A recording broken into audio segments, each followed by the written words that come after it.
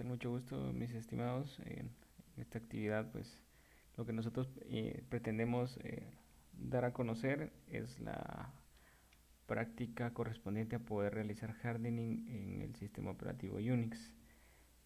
Como una de las principales instrucciones que teníamos asignada era poder instalar el sistema operativo en una máquina virtual y como grupo decidimos seleccionar la herramienta Oracle de VirtualBox.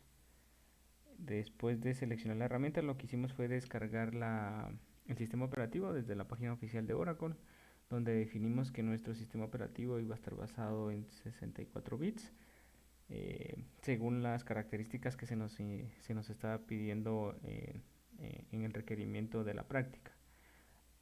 Logramos descargar desde la página oficial el sistema operativo, luego lo instalamos en una máquina virtual y como resultado pues obtuvimos el sistema operativo Unix en VirtualBox.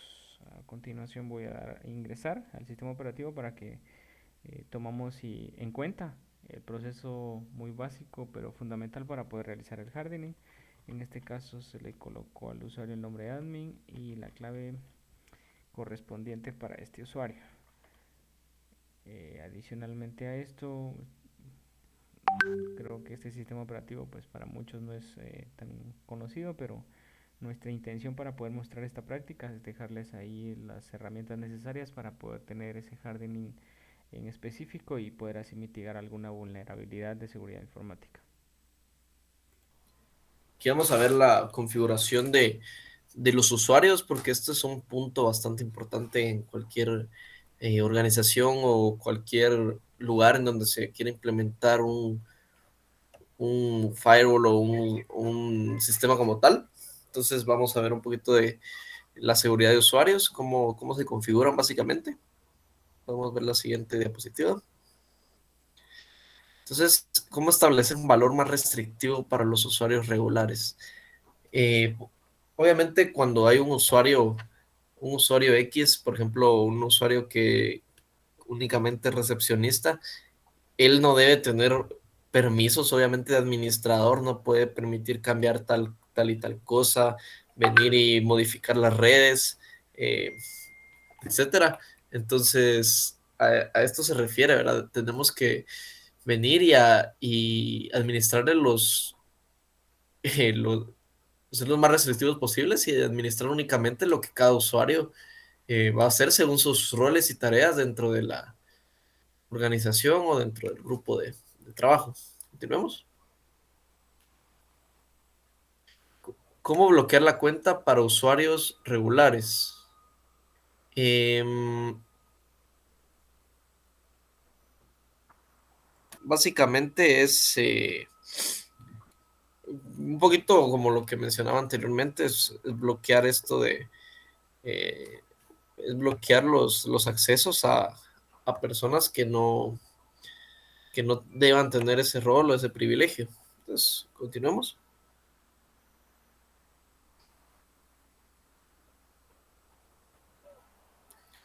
Creación de usuario y asignación de contraseña. Obviamente cada usuario debe tener su nombre, número de usuario y su contraseña. Normalmente las contraseñas se configuran, a veces hay lugares donde te tiran una contraseña asignada, luego cuando este usuario ingresa por primera vez le pide cambiar la contraseña. Obviamente estas contraseñas deben ser seguras, ¿verdad? Porque eso es lo que se busca mejorar siempre. Entonces las contraseñas deben cumplir un estándar de seguridad. Podemos ver que algunas usan caracteres, números, letras, mayúsculas, minúsculas, puntos, etcétera, como requisito, ¿verdad? Para que estas sean más seguras y puedan y cumplan con los requisitos. Continuamos.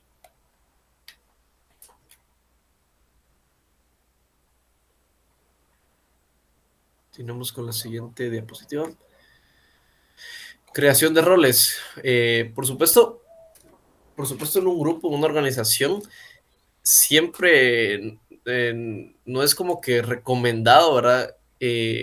Asignar los permisos como persona por persona, ¿verdad? Entonces, por eso se crean los roles para que un grupo determinado de personas, ya sea por puesto o sea por su función en la organización, puedan venir y tener las mismas funciones. Entonces, por eso se crean estos roles, para que para que este grupo de personas tengan las mismas características en cuanto a permisos, en cuanto a cosas que puede hacer, cosas que no puede hacer, y así poder tener tener un grupo mucho más organizado y seguro. Continuamos con la siguiente.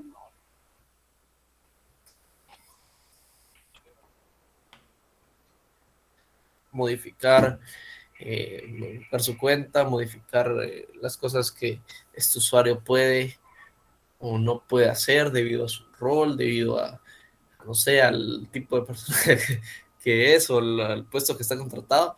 Entonces, para eso es. Continuamos.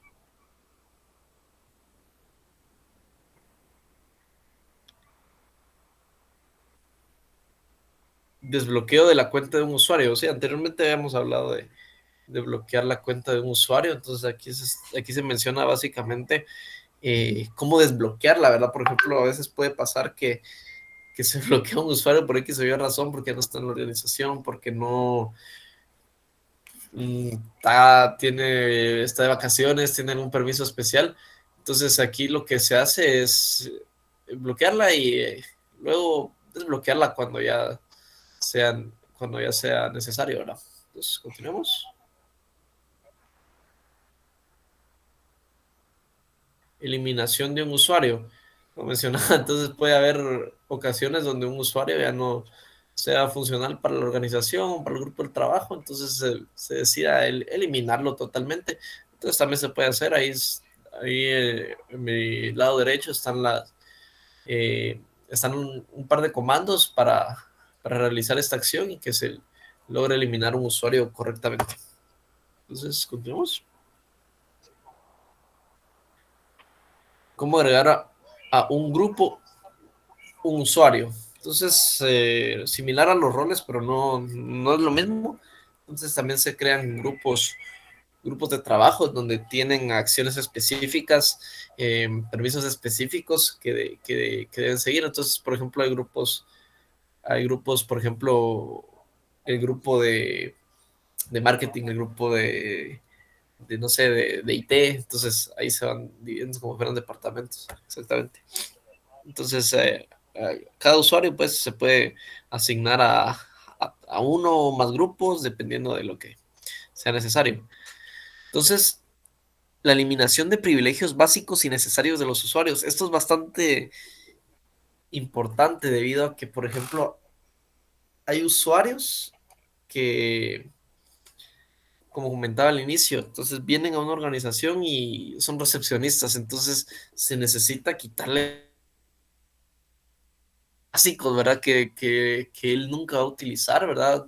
Tener, tiene que tenerlo únicamente los privilegios que él necesite y no los privilegios generales, ¿verdad?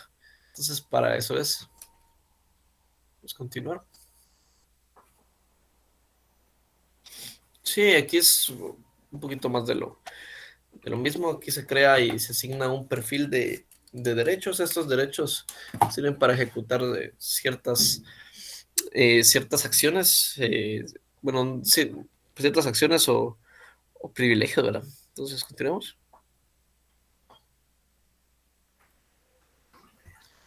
Bueno, ahora vamos a hablar un poco de la configuración de lo que fue, de lo que se llevó a cabo para poder proteger la red, ¿verdad?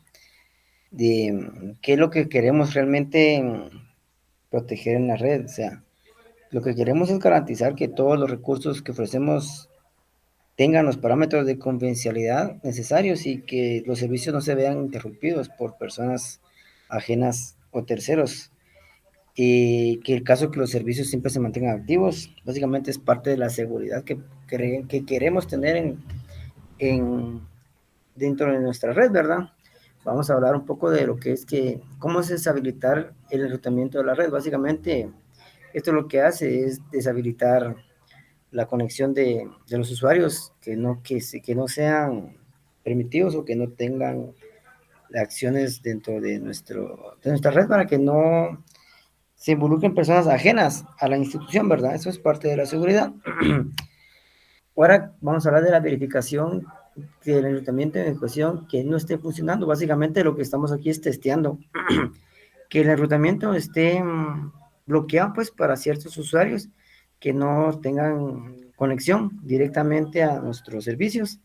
Y acá podemos verificar pues que efectivamente no se están teniendo conexión, ¿verdad? Que no están funcionando básicamente.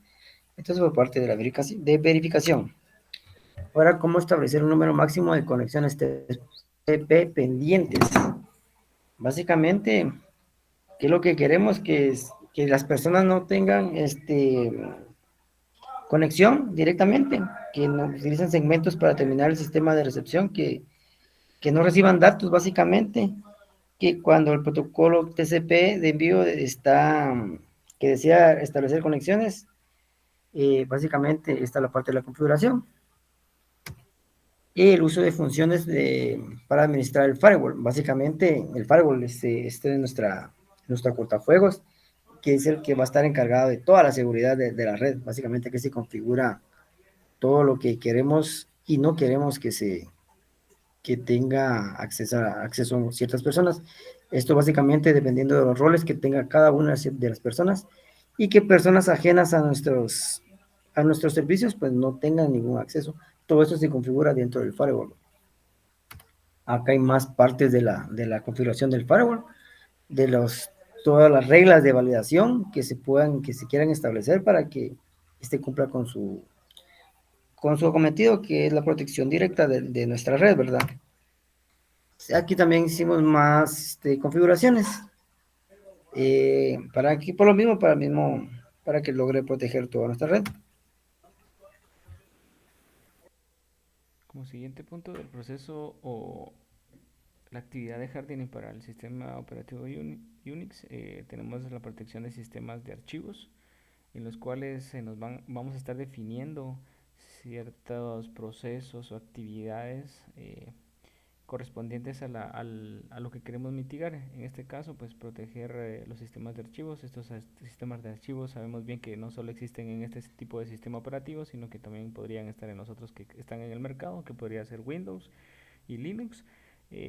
Los sistemas de archivos prácticamente son como parte fundamental de lo que corresponde a una infraestructura en una empresa. Acá pues se manipula, se administra toda la data que podría tener mucha relevancia o como bien sabemos, ¿verdad? Que el activo más importante de una empresa siempre va a ser la información.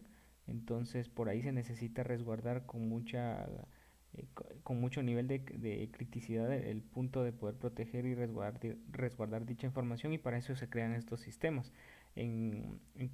A comparación de otros sistemas operativos, acá todo lo hacemos de manera, como decimos, ¿verdad? En forma de consola, no de forma gráfica. Entonces nos vamos guiando de parte de lo que nos otorga Oracle como manual del hardening, y por ahí vamos a estar iniciando.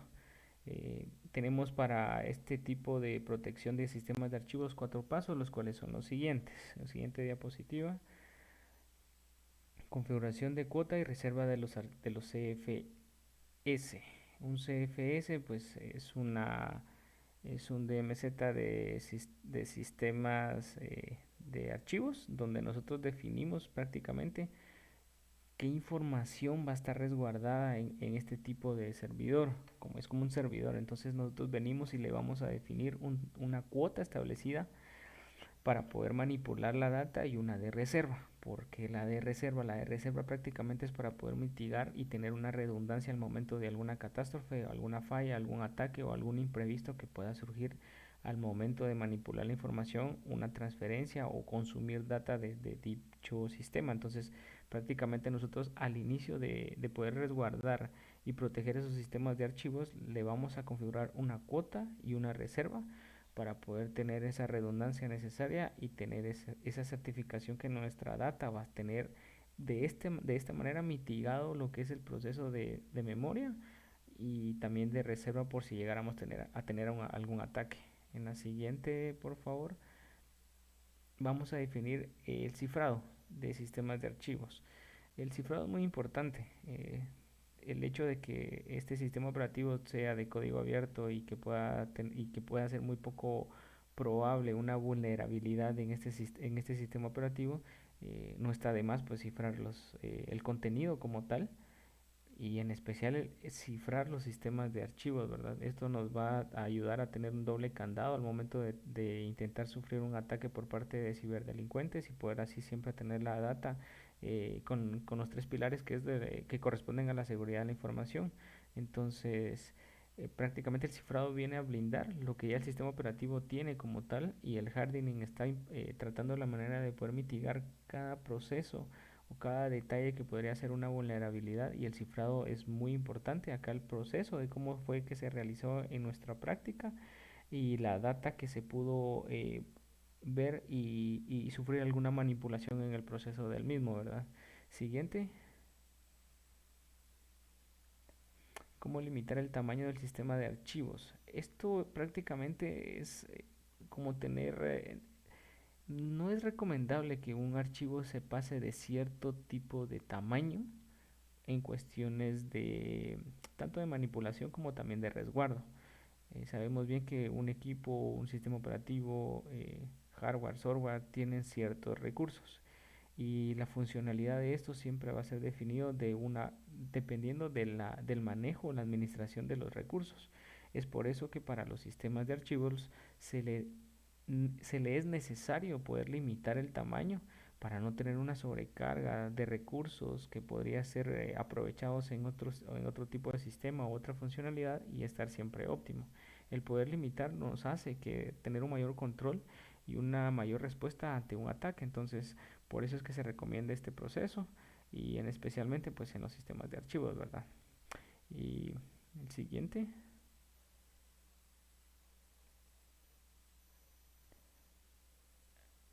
prácticamente nosotros tenemos como tal los procesos definidos. Eh,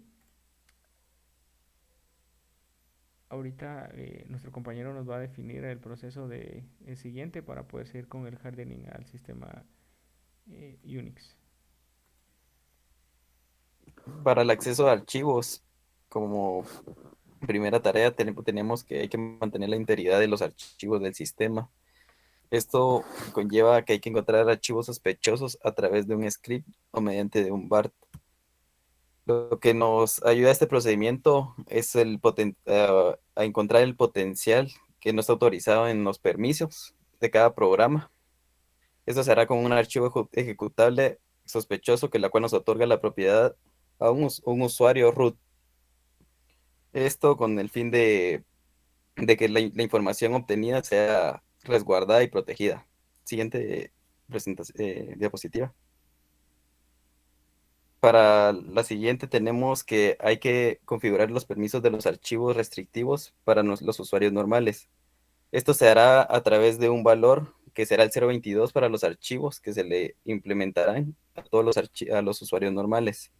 ¿Cómo se establecerá? Esto se establecerá utilizando un valor llamado UMask, lo cual restringirá a todos los usuarios habituales con los permisos en cada archivo creado, eh, lo cual esto convertirá a los archivos en estado protegido, lo cual no permitirá el acceso a los mismos. Con esto concluimos las dos tareas implementadas en la actividad para la protección y, y modificación de los archivos. Como conclusión, estas fueron las actividades solicitadas por parte de la actividad para poder tener el hardening en el sistema operativo Unix. Hacemos la aclaración de que no realizamos paso con paso porque la actividad sí requería de mucho tiempo y el video hubiera salido muy largo y pues el fin era poder demostrar de que el proceso se realizó y los resultados fueron positivos. Un poco largo el proceso, pero sí se tuvieron resultados muy buenos. La actividad también dejó una enseñanza notable en cada uno de los compañeros y de mi persona que realizó el procedimiento. Entonces, con esto quedará concluido el proceso de hardening para el sistema operativo Unix.